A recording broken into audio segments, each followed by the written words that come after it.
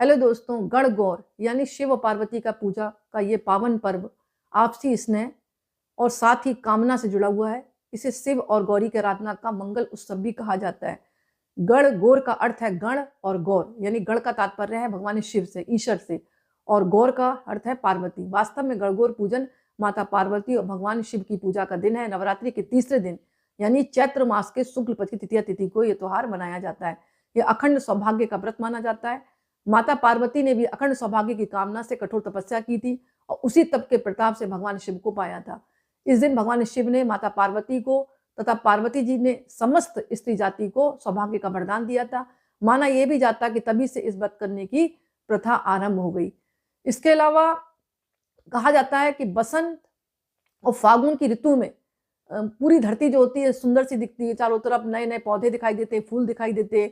तो गणगौर का पूजन प्रकृति और स्त्री के उस मेल को बताता है जो जीवन को सृजन और उत्सव की उमंगों से मतलब जोड़ती हैं। गणगौर पूजन के लिए कुंवारी कन्या या विवाहित स्त्रियों को ताजा जल लेकर एक लोटे में भरकर उसमें हरी हरी धूप डालें, फूल से सजाकर सिर पर रखकर गणगौर गीत गाती हैं और गाती हुई वो घर आती हैं। इसके बाद शुद्ध मिट्टी के शिव स्वरूप ईश्वर और पार्वती स्वरूप गौर की प्रतिमा बनाकर चौकी पर स्थापित करते हैं और शिव गौरी को सुंदर सजाकर संपूर्ण सुहाग की वस्तुएं उनको अर्पण कर जैसे चंदन है, अक्षत है, धूप, दीप, पुष्प और श्रृंगार की पूरी 16 सामग्री रखकर उनकी पूजा करती हैं। सौभाग्य कामना के लिए दीवार पर 16-16 बिंदिया, रोली, मेहंदी व काजल की लगाई जाती है। ये अपने अपने घर की परंपरा के आधार पर है।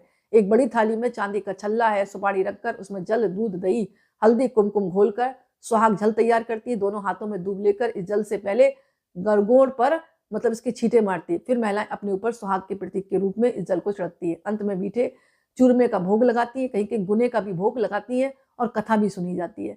इसके अलावा एक विशेष बात यह है कि गणगौर महिलाओं का मुख्य पर्व है, लेकिन इसमें एक बात यह है कि माता पर चढ़ाया हुआ प्रसाद, जो गणगौर पूजा पर प्रसाद चढ़ाया जाता है, वो पुरुषों को नहीं दिया जाता, ऐसा विधान है। और माता पार्वती को सिंदूर लगाकर अपनी मांग में लगाएं और शाम के समय जो है गणगौर को फिर से पानी पिलाकर किसी पवित्र सरोवर या कुंड में इनका गीत गाते हुए विसर्जन कर दिया जाता है। बाकी अपने आपके घर की परंपरा के आधार पर आप पूजा करें। मैंने आपको एक मोटे तौर पर इस पूजा की विधि बताई है और इस दिन हो सके तो गणगौर के कीर्तन भजन होते हैं ना, उनको जरूर गाएं। इससे भी सौभाग्य में वृद्धि होती है और सज धज कर जो है माता से सुहाग की मतलब सुहाग मांग रही हैं आप, अखंड सौभाग्य मांग रही है, तो इनकी आप पूजा करें।